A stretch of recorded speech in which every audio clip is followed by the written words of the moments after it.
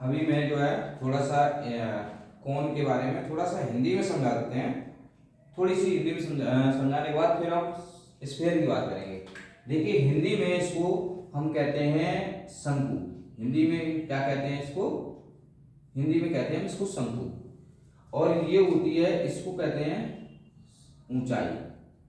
हिंदी में ऊंचाई कहती है, तिर्यक ऊंचाई कहलाती है। क्या कहलाती है? तिर्यक ऊंचाई कहलाती है। और ये व्यास कहलाता है। ये क्या कहलाता है? व्यास। और इसको हम त्रिज्या कहते हैं। इसको हम त्रिज्या कहते हैं। देखिए जो बच्चे इंग्लिश में पढ़ेंगे उन्हें हिंदी में थोड़ा सा समझने की जरूरत है, बाकी तो समझ में आ ही जाएगा। बस ऊंचाई को जो h होती है उसको हम हिंदी में क्या बोलते हैं? ये होती है शंकु की ऊंचाई। ठीक है बच्चों, ये शंकु की ऊंचाई होती है। और जो l होती है वो शंकु की तिर्यक। तिर्यक मतलब तिरछी। ये जो ऐसी होती है तिरछी ऊंचाई होती है। और r जो है शंकु की त्रिज्या होती है। शंकु के आधार की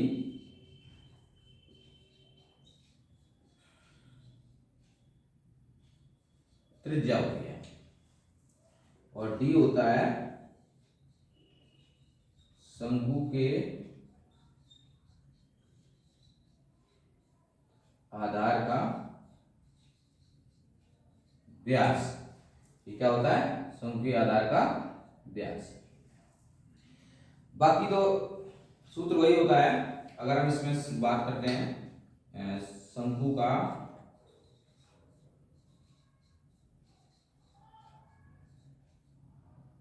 पृष्ठीय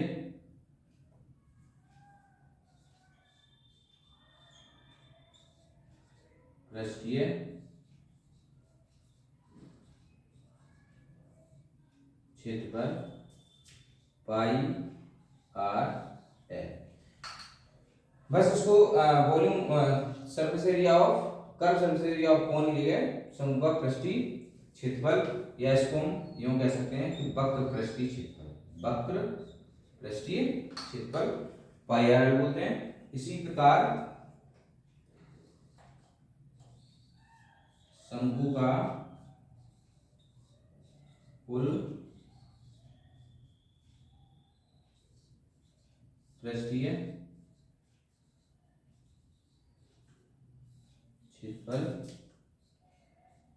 पाई आर ब्रैकेट में एल प्लस आर होता है। और शंकु का आयतन होता है 1/3 पाई आर स्क्वायर एच। ठीक है, ये इसमें हिंदी मीडियम में तो बच्चों के लिए है। अगर वहाँ इंग्लिश मीडियम से समझ में नहीं आ पा रहा है तो वो थोड़ा यहाँ से टॉपिक समझ सकते हैं। अब हम बात करते हैं गोले की।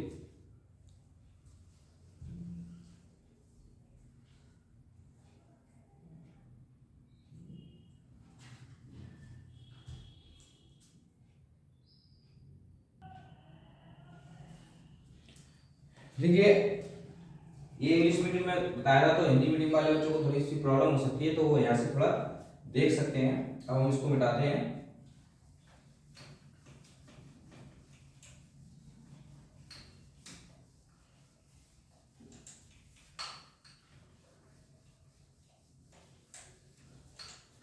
चलिए अब हम इस चैप्टर के सेकेंड टॉपिक की बात करते हैं, जो कि आपके अभी इस टर्म में ये टॉपिक है। और इस टॉपिक का नाम है स्फीयर। क्या नाम है इसका? स्फीयर। और हिंदी में इसको बोलते हैं गोला। तो स्फीयर के बारे में सभी बच्चे बहुत अच्छी तरह से परिचित होंगे। क्यों परिचित होंगे? क्योंकि आप लोगों ने फुटबॉल तो खेली ही होगी।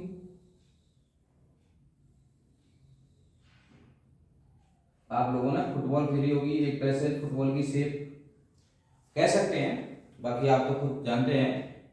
एक फुटबॉल अगर है आपकी, ऐसे फुटबॉल है तो ये स्फीयर की शेप होती है।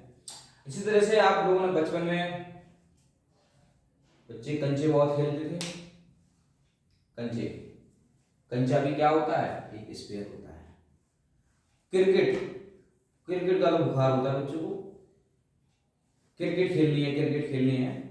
क्रिकेट बहुत खेलते हैं बच्चे, और उसमें एक बॉल का यूज करते हैं, वो किस शेप की होती है, स्फीयर। तो स्फीयर की तो बहुत सारे एग्जांपल्स हैं जो कि आपसे छुपे नहीं है। इसका मैंने कौन का बताया हुआ था, स्फीयर तो आपका बिल्कुल गोल एक बनाते भी हैं बच्चे, कागज से भी एक बनाते हैं, स्फीयर टाइप का कागज से भी बनाना आता है कुछ बच्चों को, ठीक है ना। तो स्फीयर के एग्जांपल्स आपको बहुत पता है, जैसे आपका एग्जांपल्स हो गए बॉल, फुटबॉल, मार्बल्स, ठीक है, और इसी तरह के और भी होते हैं, ये स्फीयर के एग्जांपल्स हो जाते हैं, ठीक है ना। और हेमीस्फीयर के, हेमीस्फीयर, हेमीस्फीयर में जैसे आपका आता है बाउल, बाउल यानी कि कटोरा, कटोरा एक हेमीस्फीयर शेप का होता है, ठीक है ना। आप जैसे कभी कभी जो है मून दिखता है, मून, मून दिखता है, आपने देखा हुआ है, ऐसे आधा सा दिखता है, ठीक है ना। इस तरह से बहुत सारे एग्जांपल्स हो सकते हैं स्फीयर के, ठीक है। तो ये स्फीयर होता है। अब आप देखेंगे स्फीयर जो है एक गोल है, पूरा एक, जब गोल है, आपने जो है ना एक सर्कल बनाया होता है, छोटी क्लास में अभी भी बनाते हैं, एक सर्कल बनाते हैं यहाँ पे वो रख के, और एक ऐसे ऐसे गोल गोल एक सर्कल बनाते हैं, सर्कल बनाते हैं। अगर इसी सर्कल को हम पूरे शेप में अंदर से काट लें तो एक हाथ में आ जाएगा, और वो जो है ना क्या बन जाएगा, एक स्फीयर बन जाएगा। अच्छा, हम इस सर्कल को आप हाथ में नहीं ले सकते, जस्ट फील कर सकते हैं कि हाँ एक सर्कल है, सर्कल है, ये सिर्फ फील कर सकते हैं, बट इसको हाथ में नहीं उठा सकते हैं। लेकिन एक स्फीयर को आप हाथ में उठा सकते हैं, जैसे कि बॉल है, फुटबॉल है, मार्बल्स हैं। तो उसमें भी कहीं ना कहीं एक डायमीटर सी होती है, क्योंकि उसमें चारों तरफ बराबर होती है, तो उसमें भी एक रेडियस होती है। क्या होती है उसमें भी, एक रेडियस होती है। क्या होती है उसमें, रेडियस होती है, रेडियस, इसको हम बोलते हैं त्रिज्या। इस स्फीयर में भी एक रेडियस होती है, और अगर हम पूरे की बात करते हैं, पूरे की, तो ये एक डी क्या होती है यहाँ पे, डायमीटर, डायमीटर यानी कि व्यास भी होता है इसमें। क्या होता है, इसमें भी डायमीटर होती है और इसमें व्यास भी होता है, दोनों चीजें होती हैं, ठीक है ना। अच्छा, डायमीटर भी है, इसमें व्यास भी है। अच्छा, अब इसमें एक सरफेस भी है, ध्यान रहे, चूंकि एक ये पूरा एक गोल होता है, इसलिए इसमें केवल एक ही सरफेस होता है, इसके अलावा इसमें और कोई सरफेस नहीं होता है, ना कोई वर्टेक्स होती है, ना कुछ होता है, सिर्फ एक सरफेस होता है। तो इस प्रकार से इसमें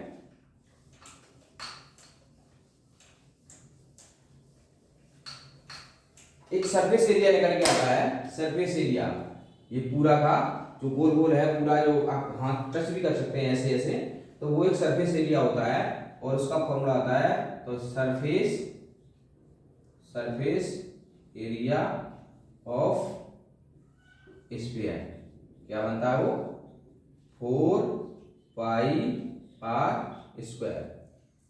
और हिंदी में हम कहते हैं गोले का, गोले का पृष्ठीय क्षेत्रफल 4πr²। पाई की वैल्यू मैंने आपको बताई थी, पाई की वैल्यू क्या होती है, 22/7 और 3.14। ये इसका फॉर्मूला बनता है और इसकी जो यूनिट होती है मैंने आपको बताया, यूनिट होती है स्क्वायर सेंटीमीटर या सेंटीमीटर स्क्वायर, स्क्वायर मीटर या मीटर स्क्वायर।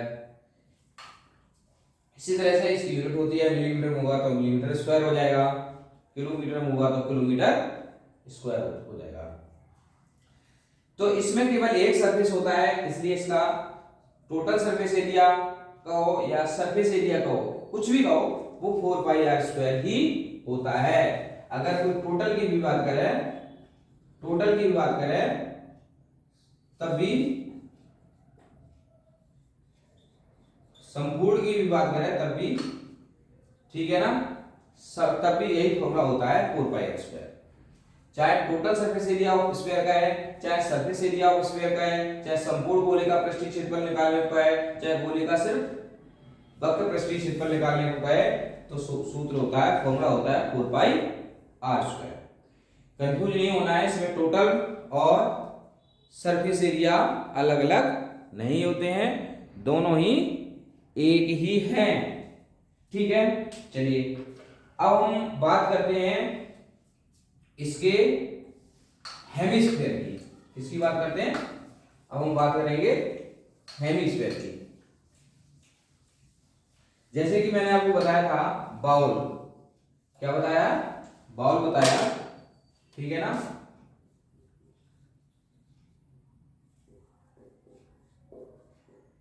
हमने बात की है बाउल की,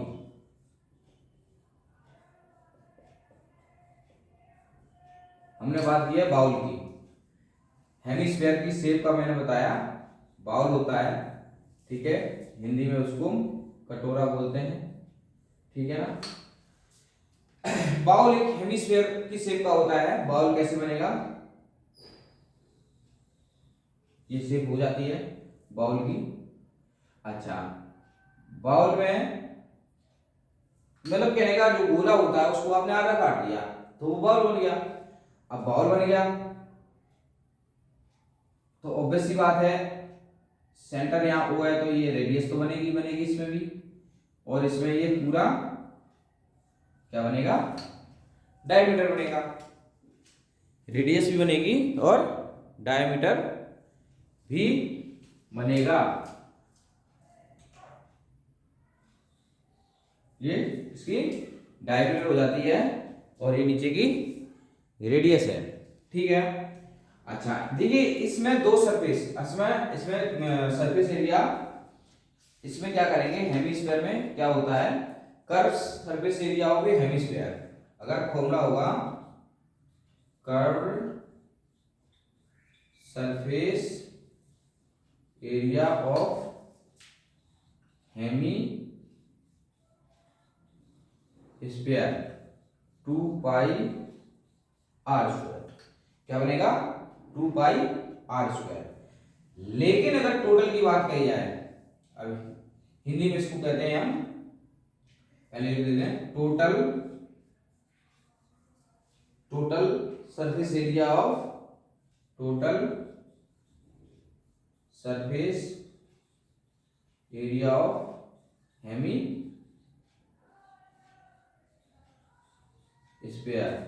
ये हो जाएगा 2πr² प्लस πr²। क्यों हो जाएगा, क्योंकि ये तो सरफेस है ही, और यहाँ पे एक, जब हम अर्धगोले को ऐसे रखेंगे, ठीक है ना, तो एक इसमें एक ऐसे ऐसे गोल आकृति बनेगी, वो सर्कल का एरिया बनेगा, क्या बनेगा वो, ये सर्कल बन जाएगा, सर्कल। तो एक जो सर्कल ऊपर से ढकना है, ठीक है ना,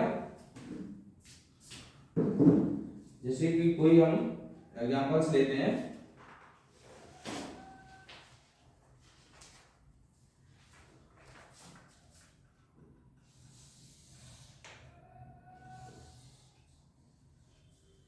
ये इसको जब कोई गोला है, अर्धगोला है, उसको हम ऐसे ऐसे रैप करेंगे तो एक सर्कल की शेप का एक सरफेस बन जाएगा, क्या बन जाएगा, ये ये सरफेस ऐसा बन जाएगा।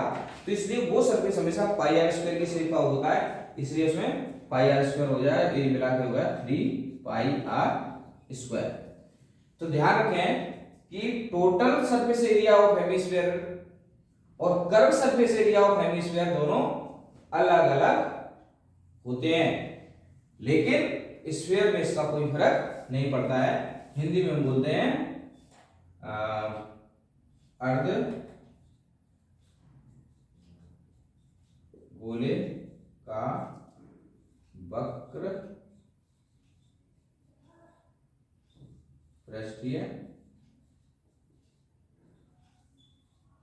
क्षेत्रफल 2 पाई आर स्क्वायर अर्ध गोले का संपूर्ण पृष्ठीय क्षेत्रफल हो जाएगा 3 पाई आर स्क्वायर। तो इसके फॉर्मूले में थोड़ा सा चेंजिंग है, तो बात समझ में आ गई होगी क्यों चेंज है, क्योंकि इसमें एक और ऊपर से सरफेस बन जाता है, क्योंकि टोटल का मतलब है इसको बंद कर दिया इनकी सॉलिड फॉर्म में, तब इसका फॉर्मूला चेंज हो जाता है। समझ में आ गए होंगे फॉर्मूले, कोई डाउट नहीं होगी। अब एक टॉपिक बचा है इसमें वॉल्यूम का। किसका टॉपिक बचा हुआ है? वॉल्यूम का। वॉल्यूम के बारे में जैसा कि मैं समझा चुका था कि कोई भी चीज जो किस कैपेसिटी जिसकी कोई होती है वो उसमें कितनी आ सकती है, वो हमेशा उसका वॉल्यूम कहलाता है। इसी तरह से हमने गोलाकार चीजों में भी सामान रखते हैं, जैसे घड़ा, अर्थन पॉट। आपने देख सबके घरों में गर्मियों में, गांव में, यहाँ पे भी शहरों में भी लोग घड़ा रखते हैं, देखे होंगे। घड़े में पानी रखते हैं। तो वो एक किस शेप का है? स्फीयर की शेप का है। अगर उसमें से वो ऊपर निकला होता है उसका मुंह, अगर हटा दिया जाए थोड़ी देर के लिए, तो वो एक पूरा क्या बन जाएगा? एक गोला बन जाएगा, स्फीयर बन जाएगा।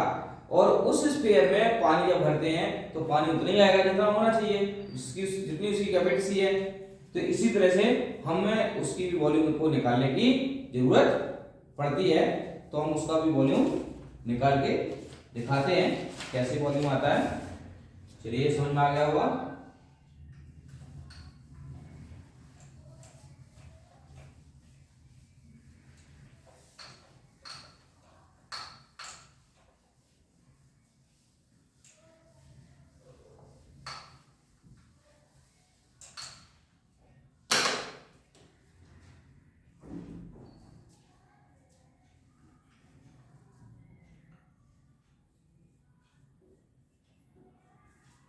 टॉपिक स्फीयर एंड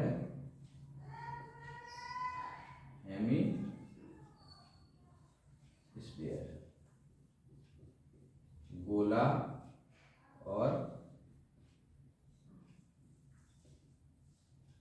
अर्ध गोला और अर्धगोला। अब हम बात करते हैं वॉल्यूम की। किसकी बात करते हैं? Volume of sphere.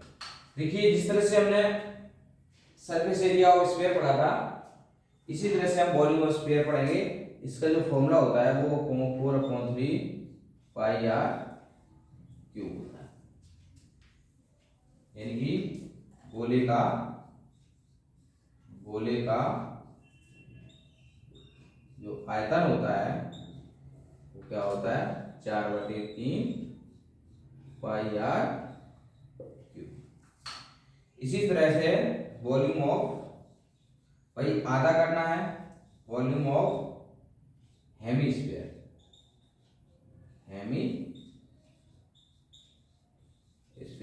भाई पूरा गोला है तो 4/3 है, अर्धगोला है, हेमिस्फीयर है, तो उसको आधा कर दो, तो 4 दिया क्या आएगा? 2/3 पाई आर क्यूब। हिंदी में बोलते हैं अर्ध गोले का आयतन।